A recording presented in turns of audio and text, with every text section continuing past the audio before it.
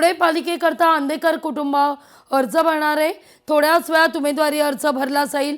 लक्ष्मी आंदेकर, सोनाली आंदेकर आदी अर्ज भरतील। सोनाली आणि लक्ष्मी या दोघींना देखील कोल्हापूर जेलमधून आणलं जाणार आहे। दोघींचा अर्ज भरून झाल्यानंतर बंडू आंदेकर अर्ज भरतील।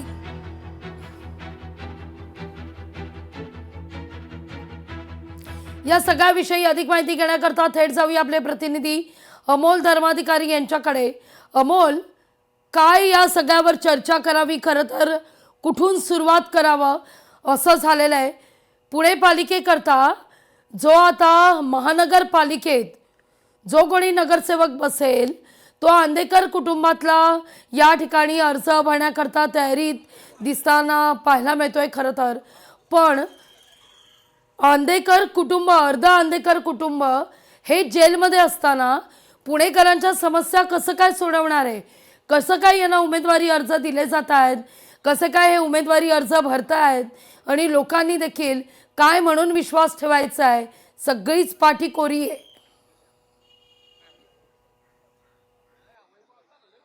नक्कीच हे सगळे प्रश्न उपस्थित करणं हे महत्त्वाचं आहे, कारण जे नगरसेवक निवडून जातात ते नागरिकांच्या समस्या सोडवण्यासाठी असतात। मात्र पुणे महानगरपालिकेच्या इतिहासामध्ये हे पहिल्यांदाच घडत असावं की आंदेकर कुटुंबीय हे कारागृहात असून सुद्धा ते निवडणुकीच्या रिंगणात उतरणार आहे।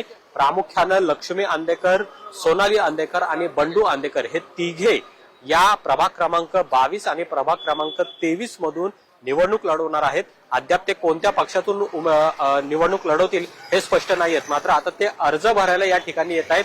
भवानी पेठ क्षेत्रीय कार्यालय आहे या ठिकाणी थोड्याच वेळात आता म्हणजे पोलीस मुख्यालयातून लक्ष्मी आंदेकर आणि सोनाली आंदेकर यांना घेऊन पोलीस निघालेले आहेत। त्या पार्श्वभूमीवर पोलिसांचा हा बंदोबस्त पाहतोय। मोठ्या प्रमाणात पोलिसांचा बंदोबस्त तैनात करण्यात आलेला आहे। क्राईम ब्रांचचे वरिष्ठ अधिकारी सुद्धा या ठिकाणी पोहोचलेले आहेत आणि सुरुवातीला लक्ष्मी आंदेकर आणि सोनाली आंदेकर हे दोघे उमेदवारी अर्ज भरतील आणि त्यानंतर बंडू आंदेकर हा उमेदवारी अर्ज भरणार आहे।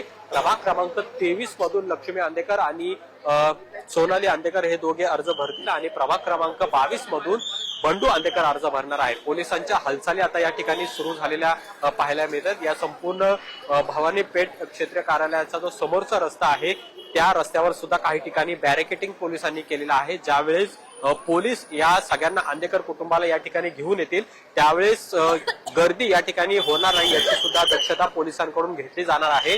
न्यायालयाने खरं तर त्यांना परवानगी दिलेली आहे की कारागृहात असताना सुद्धा ते अशा पद्धतीची निवडणूक लढवू शकतात। त्याला परवानगी दिल्यानंतर बंडू आंदेकर, सोनाली आंदेकर आणि लक्ष्मी आंदेकर हे निवडणूक आता लढवणार आहेत।